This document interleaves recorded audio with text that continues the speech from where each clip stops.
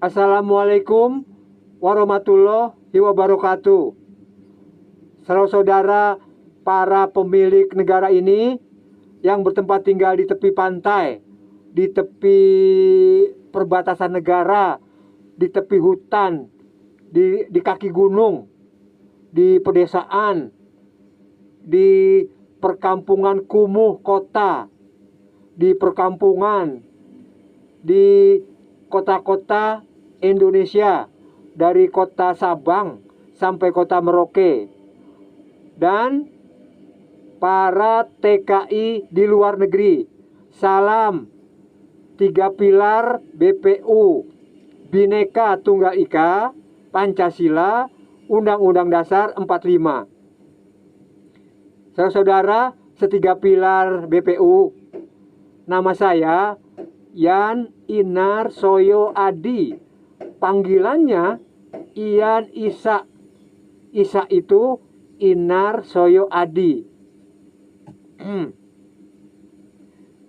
Saudara-saudara, setiga pilar BPU, pada video sebelumnya yang berjudul Membangunkan Indonesia Melalui Ajaran Agama, sudah saya sampaikan bahwa ajaran Islam era baru itu dapat membangunkan Indonesia menuju negara yang sejahtera, makmur, gemah ripah loh jinawi, dan dapat mempersiapkan diri memasuki 5 era peradaban baru yang akan mendatangi umat manusia. Kenapa? Karena ajaran Islam era baru memiliki suatu propulsi atau dorongan yang sangat dahsyat di dalam ajarannya. Propulsi ini tidak dimiliki oleh ajaran agama yang lainnya, hanya dimiliki oleh ajaran Islam era baru saja.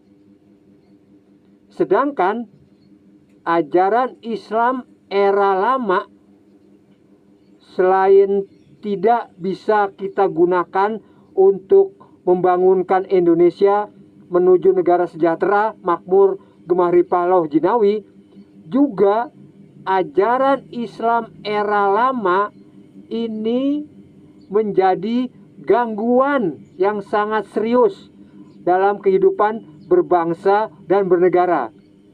Mari kita bahas apa yang menjadi gangguannya itu. Saudara-saudara, setiga pilar BPU, berdasarkan video sebelumnya yang berjudul Ada Kabar Terbaru dari Al-Quran, maka umat beragama memasuki era baru dalam beragama, berbangsa, dan bernegara. Isi kabar terbaru dari Al-Quran ini mengungkapkan bahwa ajaran Islam terbagi menjadi 2 era. Islam era baru dan Islam era lama. Islam era lama disebut Islam sang penakluk. Sedangkan Islam era baru disebut Islam sang pembebas. Paham ya? Sekarang kita masuki Islam 2 era ini. Kita bahas bagaimana strukturnya ajaran Islam era lama. Strukturnya maksudnya rangkanya. Analoginya rangkanya, rangka atau pondasinya. Struktur ajaran Islam era lama adalah pedomannya atau kitab sucinya adalah Al-Quran. Namun untuk menafsirkan, memaknai, memahami, dan menjalankan Al-Quran atau menjalankan ajaran Islam era lama itu menggunakan kecerdasan orang-orang Jazirah Arabia.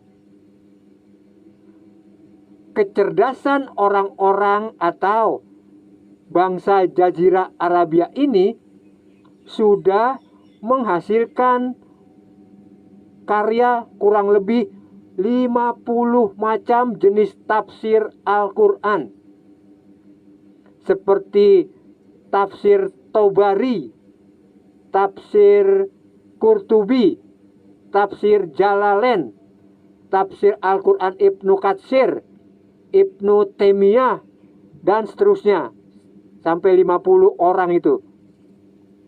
Kemudian sudah kecerdasan orang bangsa Jazirah Arabia ini sudah menghasilkan kumpulan hadis-hadis seperti hadis Bukhari, hadis Muslim, dan banyak lagi, dan seterusnya. Lalu menghasilkan juga riwayat-riwayat, kemudian menghasilkan kecerdasan para bangsa Jazirah Arabia ini menghasilkan hukum-hukum fikih.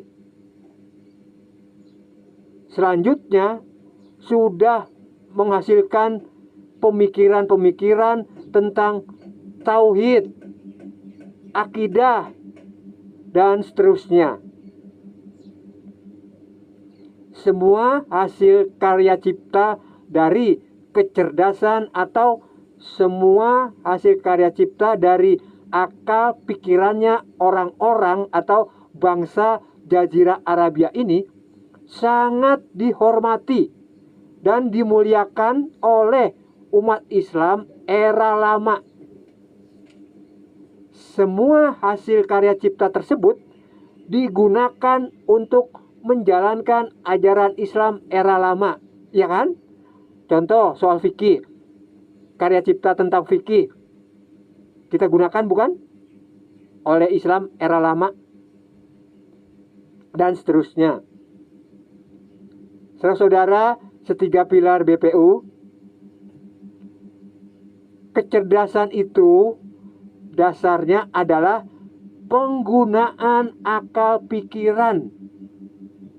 Sedangkan akal pikiran itu adalah bagian dari 3 dinamika kebudayaan atau trias dinamika kebudayaan, yaitu cipta atau akal pikiran, perasaan, dan karsa.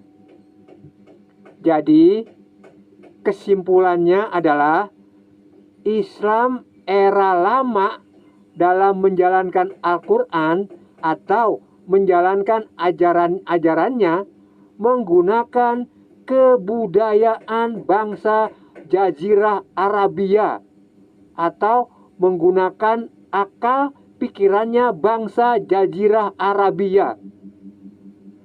Artinya, perilaku dan perbuatan umat Islam era lama dari cara bertauhid, berakidah, bermuamalah, beribadah, berakhlak, dari cara berpikir, dari cara berkebudayaan, dari cara bertradisi, dari cara beradat istiadat, dari cara berbusana, dari cara bertata krama, dari cara bersosialisasi,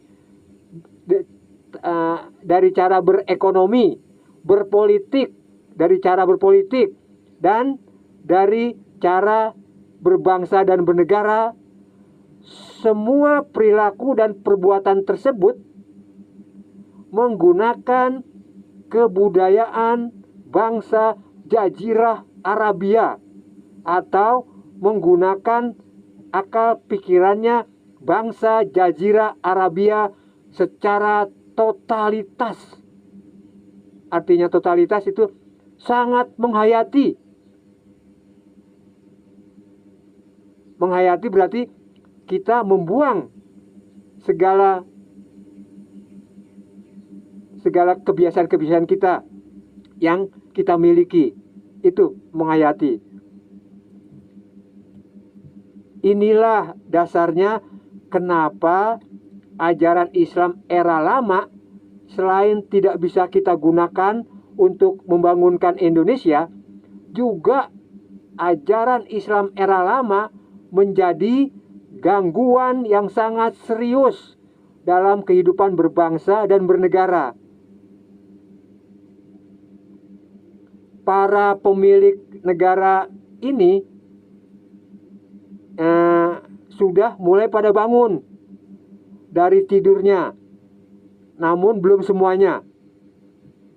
Walaupun masih pada duduk di kasurnya, tapi intinya mereka sudah pada bangun, tinggal bergerak dari kasurnya. Untuk bergerak membutuhkan propulsi atau dorongan atau energi. Salah satu propulsi atau energi adalah dari ajaran agama. Sebagian besar dari para pemilik negara ini, sebagian besarnya, survei penelitian terakhir ya, bukan penelitian terakhir, penelitian tahun 80-an. Jadi sebagian besar dari pemilik negara ini beragama Islam, namun masih menggunakan ajaran Islam era lama. Hal ini tentu saja menjadi permasalahan kita, karena sebagian dari para pemilik negara ini sudah mulai pada bangun dari tidurnya dan siap untuk berjalan atau bergerak. Untuk bergerak membutuhkan propulsi atau dorongan.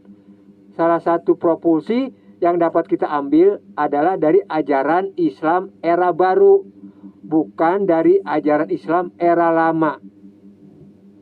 Ajaran Islam era baru itu memiliki suatu propulsi atau dorongan atau energi yang sangat dahsyat untuk membangunkan Indonesia, kemudian bergerak menuju bangsa sejahtera dan makmur. Sementara ajaran Islam era lama itu tidak memiliki apa-apa selain hanya berisi kebudayaan bangsa Jazirah Arabia saja. Kebudayaan bangsa Jazirah Arabia itu selain berbeda juga sangat bertentangan dengan dasar-dasar kebudayaan bangsa Indonesia yang sudah dibuat dan dicontohkan oleh para pendiri bangsa Indonesia. Para pendiri bangsa sudah membuat dasar-dasar kebudayaan Indonesia, bahkan memberikan contoh-contohnya. Menurut mereka, bangsa Indonesia dalam berkebudayaan sebaiknya menggunakan trias dinamika kebudayaan yang selaras. Apa itu trias kebudayaan yang selaras? Trias dinamika kebudayaan yang selaras adalah ketika akal pikiran itu memimpin, mengarahkan, dan mengendalikan perasaan dan karsa. Karsa itu kemauan.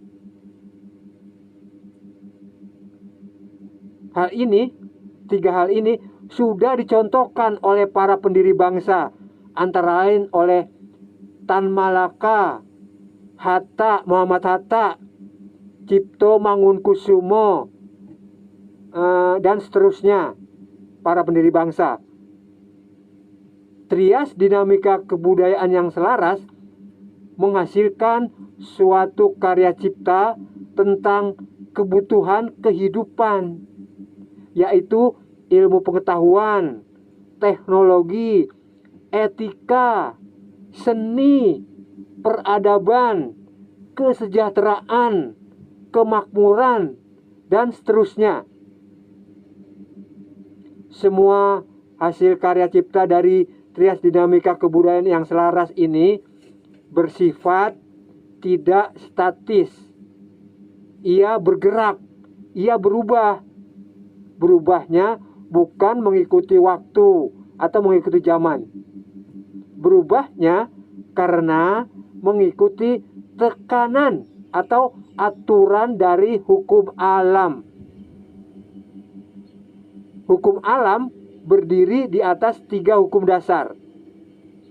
Pertama, hukum berproses menuju ke suatu tujuan. Kedua, hukum sebab akibat atau hukum antrian. Dan ketiga, hukum dasar ketiga, hukum gejala-gejala. Sedangkan kebudayaan bangsa Jazirah Arabia itu menggunakan trias dinamika kebudayaan yang tidak selaras. Apa itu? Trias dinamika kebudayaan yang tidak selaras adalah ketika perasaan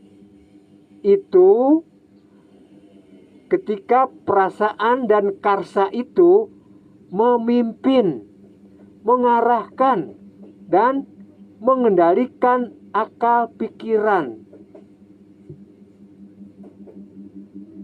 Trias dinamika kebudayaan yang tidak selaras menghasilkan suatu karya cipta tentang keagungan, penyembahan, leluhur, mitos-mitos, tradisi, adat istiadat, kesusastraan khusus, kesenian khusus, benda-benda sesembahan seperti dupa, patung, candi, pura, gereja, masjid, dan seterusnya.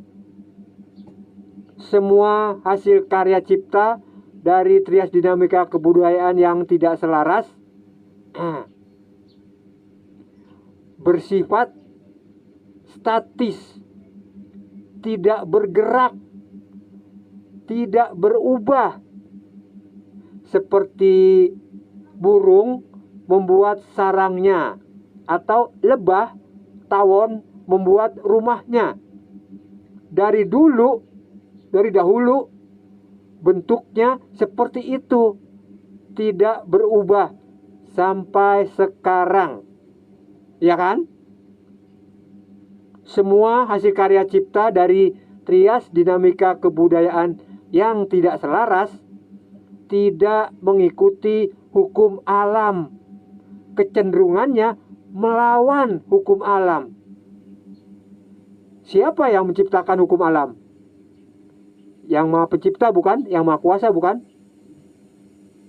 Kenapa kita lawan? Saudara-saudara, setiga pilar BPU. Jadi terlihat dengan sangat jelas bukan? Bahwa kebudayaan atau kecerdasan atau akal pikirannya bangsa Jazirah Arabia itu sangat berbeda dan juga bertentangan dengan dasar-dasar kebudayaan bangsa Indonesia yang sudah dibuat oleh para pendiri bangsa kita, ya kan? Saudara-saudara, setiga pilar BPU melihat situasi dan kondisi para pemilik negara ini yang beragama Islam namun masih menggunakan ajaran Islam era lama yang jelas-jelas sangat bertentangan dengan dasar-dasar kebudayaan kita dan juga bertentangan dengan hukum alam. Karena sangat bertentangan, maka menjadi gangguan yang sangat serius di saat bangsa Indonesia sudah mulai pada bangun dari tidurnya untuk bergerak menuju bangsa yang sejahtera, makmur, gemah ripah loh jinawi. Apa melihat situasi seperti ini, apa yang bisa kita lakukan? Apakah ada yang bisa kita salahkan? Ada? Saudara, setiga pilar BPU, kita tidak bisa menyalahkan pada para pembawa ajaran Islam era lama ini yang terdahulu.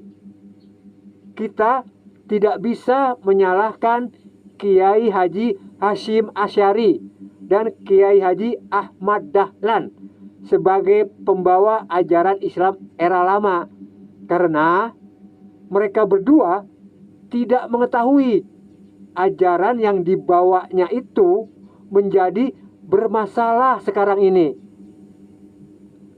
Dan juga ketika mereka membawa ajaran tersebut, bangsa Indonesia belum ada.